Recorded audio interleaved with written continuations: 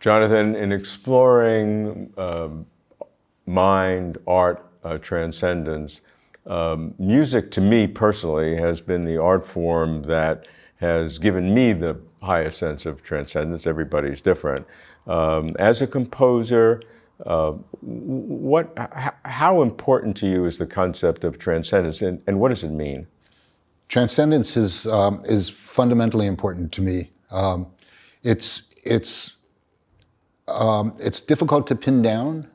I think, if I had to define it, it's the result of cross-modal confusion, right? We get lost in time and space. We can't find ourselves. And because I'm a latecomer to formal music training, one of the things that really sort of grabbed me about music was a particular movement in a string quintet by Schubert, the slow movement of the C major quintet, in which time stopped for me. And there was this unbelievable sense of aura of otherness, of being somewhere else.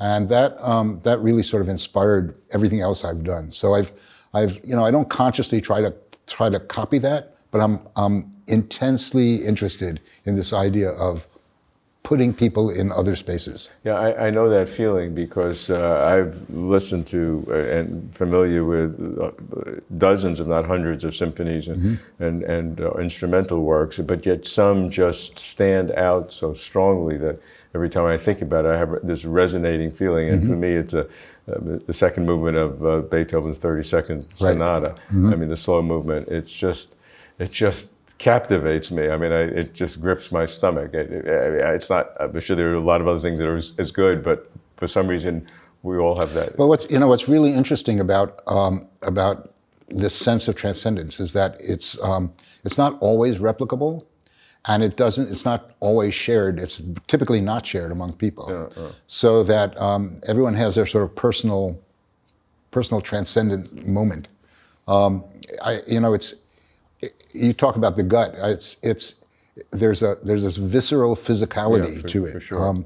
It has to do with what's called the frisson effect, which is piloerection, chills down the spine. This sense of sort of a fight or flight response, which is odd because you're responding to sound that is not going to hurt you. Going to hurt you. Yeah. And so. What is the basis for that? I mean, it's our circumstances? I remember I've listened to Mahler's Fifth Symphony dozens of times, but one time I heard it stands out in my life for some reason, and I don't know why. I mean, it's just that one time that it really affected me. So I think that there are a variety of variables here, context and prior knowledge or prior experience, but also what you've done, what you've been doing just before you've heard it, and where you're going just after you hear it. And one of the things about music that I find interesting and disconcerting that we don't pay attention to it in the research world is that we talk about listening to music, right? So we try to understand how people respond to music, but I don't think we ever listen in one way. There are modes of listening. So we're constantly switching modes. Sometimes we listen, we do in fact listen intently and build sets of expectations. Sometimes we're listening to how the performer is performing. Sometimes we're doing error analysis, error correction. Sometimes we're thinking about how much she's getting paid and does she deserve it? And sometimes we're thinking about, boy, I got to get to the bathroom. Yeah. So, and these are all different modes of listening, and we're constantly shifting between them. So I think we have to be careful about overly generalizing. And are there any modes that can be tied to this feeling of transcendence? I think, I can't give you an empirical or scientific answer, but experientially for me, I think it's the sweet spot of being able to concentrate deeply and focus deeply, and yet detach oneself from the music. So because I'm a composer, I'm constantly listening analytically. I'm trying to take dictation. I'm trying to figure out why the composer did this. I'm trying to figure out why the performer interpreted it this way. But at these moments of sublime, of transcendence, I just completely detach. And I can't entirely explain all Other that. examples that you have personally experienced transcendence when you're listening to music. You mentioned the Schubert Quintet. What other pieces have done it for you? Oh, Mahler, I agree with Mahler. Slow movements of Mahler, the slow movement of the Fifth Symphony is, the Adagio is it for me. Yeah. The famous one that's always studied is the Barber Adagio for strings, which does it for me too. But there are a lot of, there are spots that are incredibly complex and incredibly dissonant that also get me there, right? There's a lot of Berg. There are moments. I think my very favorite moment in music, in dramatic music, is this sustained B natural in the orchestra in Berg's Wozzeck, which explodes into this moment. It's just after he murders Marie, and that for me is this incredibly powerful, transcendent moment. In your own composing, how does transcendence work? Is it something that you think about consciously, or just you do what you feel, and then afterwards you see parts that are transcendent and that emerge without your conscious awareness? Yeah, that's a good question. I never really consciously think about, oh, this is going to get the audience, right? I compose for myself, and there are moments where I'm writing and I say, okay, this is where this will bring me to that space. Bring me personally. Me personally. I don't write for anyone but myself. Yeah. So you and I resonate because I do Closer to Truth for myself. If other people watch and enjoy it, I'm thrilled, but I do it because I love it. Yep. Yep. So what are some pieces that you've written that, in retrospect and looking at it, that you can say, here is a transcendent moment? So I'll play an excerpt of a violin concerto that I wrote for. Great. It's called Gia. Gia was a town on the coast of Lebanon that was attacked during the war between Israel and Hezbollah, and that attack caused a massive oil spill. And what I did was I took the oil spill, which I was in Israel at the time of that attack, and I was struck by the fact that nobody had really talked about it.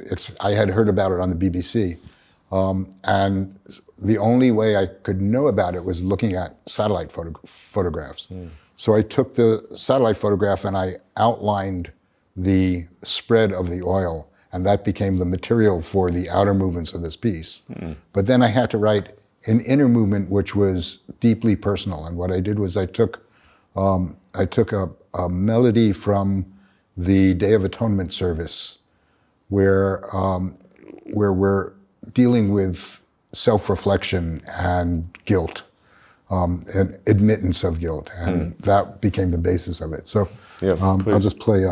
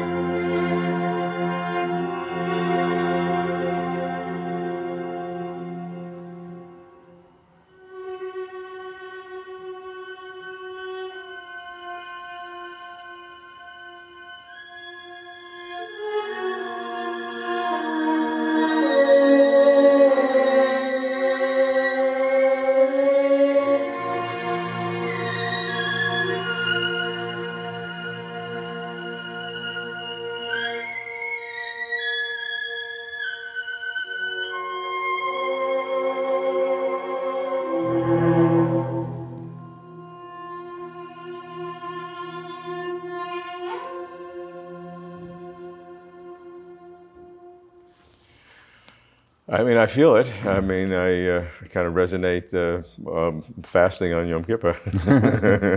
But I appreciate it. But describe that for me. So it's plaintive. Yeah. And I think we can define the musical properties in Western music of plaintive music. But it's also timbral. I mean, for me, what gets me is the way the violin on that high note just sneaks out of something else. It's almost not present, and then it takes over and becomes itself. It also brings up another part of this, which is the quality of performance. I mean, the woman who played this is an incredible performer, and she just put everything into it. It's an incredibly beautiful sound, incredibly controlled and lovely sound. As the composer of the piece, have you experienced significant differences when different performers have performed it? Absolutely. Every piece is at a certain point, I write for myself, but when it's finished and it's in the hands of a performer, it's no longer mine. It becomes a process of becoming theirs, and each performer shapes it in their own way. At times, do you feel like they didn't get it, or? Yeah, and I'll intercede when it really is not working. Oh. Yeah. But one of the interesting things about composition, traditional Western composition, is that it's intentionally vague in many respects that you wouldn't think it would be. From the time of Beethoven, there was the ability and the technology to carefully mark how fast to play something. Right. The metronome was invented. In fact, Beethoven knew the inventor of the metronome. And he was one of the first people who used it. But composers never really rely on metronomes. They put in markings that are intentionally vague. Sometimes it's Schumann wrote play as fast as possible, and then after he says even faster. Sometimes it's poetic. It's lyrical. What does lyrical mean?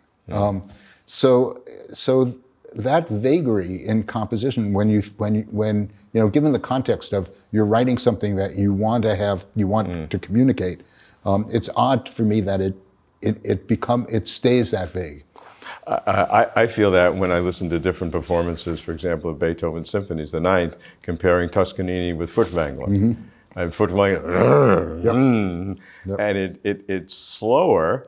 Toscanini's racing through it, and Furtwängler has this kind of almost step by step and this power, but yet it doesn't seem slow. It seems, but it's such a different feeling between the two, and both are transcendent in a radically different way. Right. Does that make sense? Yes, it makes absolute sense. And I think what it's saying is that at a certain point, the music is handed over to a performer, and the interpretation becomes a very different concept of what transcendence can be.